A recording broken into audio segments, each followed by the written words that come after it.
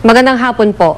Umuwi na sa Pilipinas ang ilan sa mga atletang sumabak sa 16th Asian Games sa Guangzhou, China.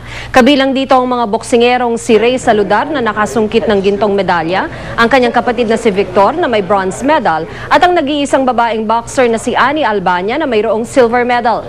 Silver medalist din ang grupong pambato ng bansa sa chess na kinabibilangan ni Eugene Torre at Wesley So. Ngayong araw, formal na magsasara ang Asian Games. Nasa ika-19 na pwesto ang Pilipinas sa official ranking na mayroong 3 gintong medalya, 4 na silver at 9 na bronze. Mula sa Tahanan ng Katotohanan, ako po si Tina Panganiban Perez. Abangan ang mga kwentong tampok mamaya sa Kapuso Mo, Jessica Soho.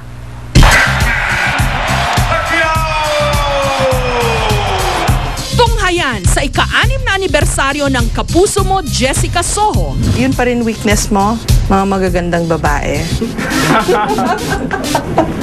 Hindi ka nagbabra. Ay!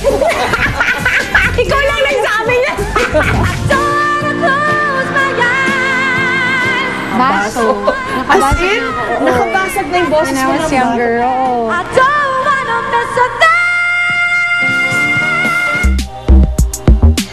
Pag sinabi pong Philippine cuisine, ang agad mong naaalala ang inyong pangalan.